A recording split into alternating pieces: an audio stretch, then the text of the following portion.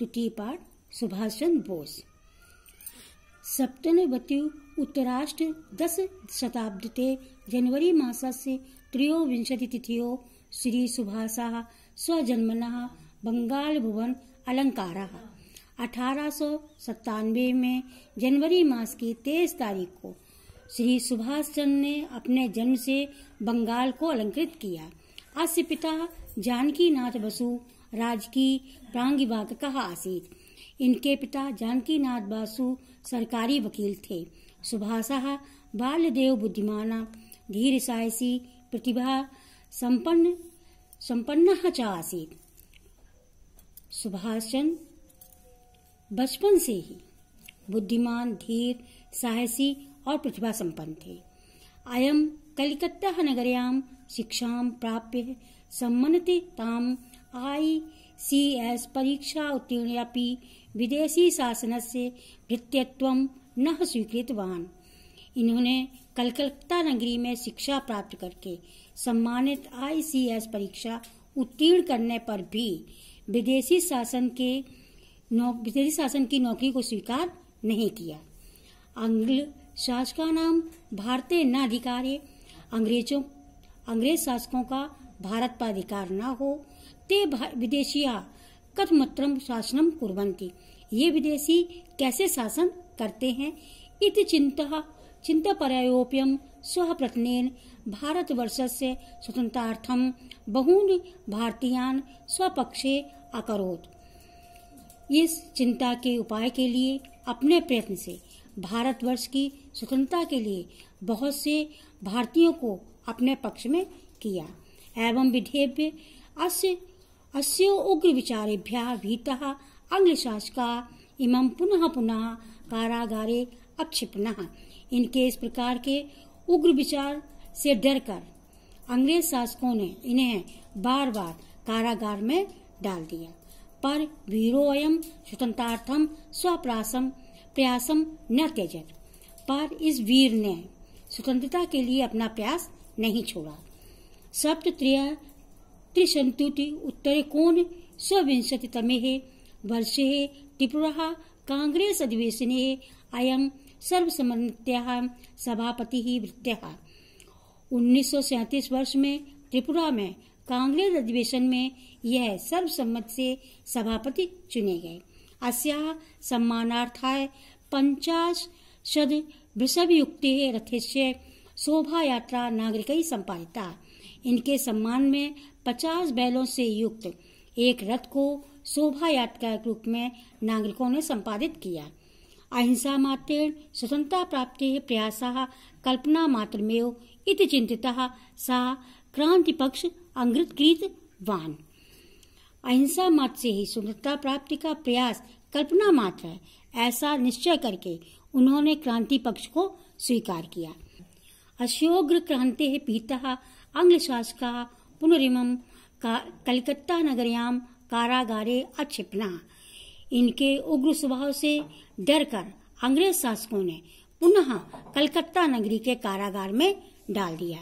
कष्टकारं इमं वृत्तान्तं श्रुत्वा सुभाष अनुरक्तः भारतीयानां हृदय व्यतीयत। इनके कष्टों को सुन करके सुभाष में अनुरक्त भारतीयों का हृदय फट गया। एकदः रात्रो निद्रावशीभूतेषु कारागार निरीक्षेषु वीरोऽयं सहसा समुत्थाय सठे साठ्यं समाचरेत् इति नीति अनुसारं स्वशिष्ट सिद्धि कामनायास्य सिद्धदात्री जगदम्बिका सस्मृत्यस्य कारागारात् बहिर्गतः। एक बार रात्रि में कारागार निरीक्षकों के निद्रा के वशीभूत होने पर यह भी सहसा उठ करके जैसे के तैसा व्यवहार, इस नीति के अनुसार अपनी सिद्ध से कामना सिद्ध के लिए सिद्धदात्री जगदम्बिका को स्मरण करके कारागार से बाहर आ गए। प्रातः सुभाषनम अवलोक्य सर्वे कारागार निरीक्षका आश्चर्यचकिताः जाताः। प्रातः सुभाष को न देखकर सभी कारागार निरीक्षक आश्चर्यचकित हुए। विषन्निवासे तम प्राप्तम न शकुनवनः। बहुत ज्यादा सावधानी ढूंढने पर भी प्राप्त न कर पाए। कारागारात् बहिर्गत्याः सुभाषा वेश परिवर्तना विधाय पुरुषपुरा नगरम आगच्छत। बाहर कारागार से बाहर आकर सुभाष ने अपना वेश परिवर्तन किया और पेशावर नगर चले गए। तत्र उत्तम चंद्र नामा वर्जो ग्रहे कंचित कालम अवसत। वहां उत्तम चंद्र नाम के बनिए के घर में कुछ समय तक रहे थे। ततश्च आंग्ल शासकै अवधान पूर्वकै निरीक्षणे कृते अपि जियाउद्दीन इति नाम्ना जर्मन देशः गता। इसके बाद अंग्रेज शासकों के सावधानी पूर्वक निरीक्षण करने से ये जियाउद्दीन इस नाम से जर्मन देश गए। तत्रत्य शासकेन हिटलरा नामकेन सह मैत्री विधाय वायुयानेन जयपाणी देशः गता। वहां के शासक हिटलर के नाम के साथ मित्रता करके वायुयान से जापान देश चले गए। मलय देशे स्वसंगठन कौशलेन आजाद हिंद फौजा इत्याख्यायां सेनां संगठितवान। मलय देश में अपने संगठन कौशल से आजाद हिंद फौज का इस नाम से सेना को संगठित किया। अस्मिन् संगठनेन हिंदू यवनादि सर्व संप्रदाय अवलंबिनः राष्ट्र अनुरागिणः वीरवराः सम्मिलिताः आसन्। इनके संगठन में हिंदू यवन इत्यादि सभी संप्रदायों पर आधारित राष्ट्र में अनुराग रखने वाले वीर सैनिक शामिल हुए। अस्य संगठनस्य अभिवादन पदम जय हिंदः इति उद्घोषस्य दिल्ली चलता इति आसीत्। इनके संगठन का अभिवादन शब्द था जय हिंद। इसके उद्घोष दिल्ली चलो यूयम मह्यम रक्त पर्यंतम अहम युष्मभ्यम स्वतंत्रतायां दास्यामि। तुम मुझे खून दो, मैं तुम्हें आजादी दूंगा। इति रोमांचकारा शब्द समूहा सुभाषस्य मुखात् येनापि श्रुत्वा सा तदमेव तेन सह स्वतंत्रता संग्रामे सैनिक रूप में अवतीर्ण। इनके रोमांचकारी शब्द समूह जो भी सुभाष के मुख से जो भी सुनता वह तुरंत ही उनके साथ स्वतंत्रता संग्राम में सैनिक के रूप में उतरता।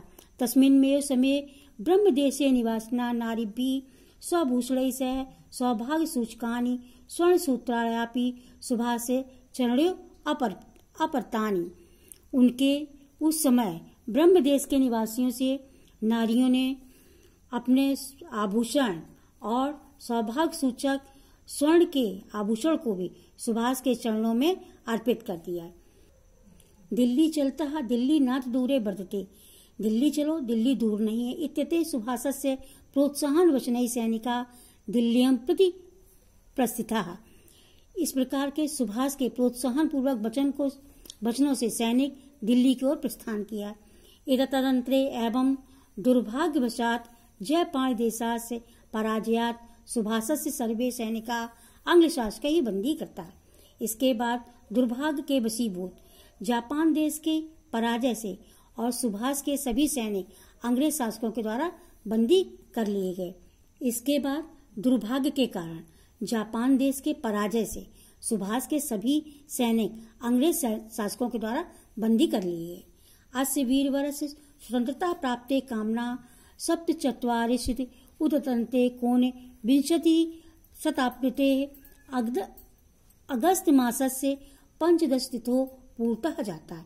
इस वीरवर की स्वतंत्रता प्राप्ति की इच्छा 1947 में 15 अगस्त को पूर्ण हुई। अध्यास्माकं मध्य उपस्थिते अपि सुभाषः कीर्त्यस्य सहजीविता इति युक्तः सदैवरः इति सुनिश्चितः। आज हमारे मध्य अनुपस्थित होने पर भी सुभाष की कीर्ति के रूप में जीवित ये सदैव स्मरणीय है, ऐसा सुनिश्चित है। यहाँ पर ये संस्कृत का पाठ पूर्ण होता है। ऐसा तो कर रहा हूँ, हाँ सही।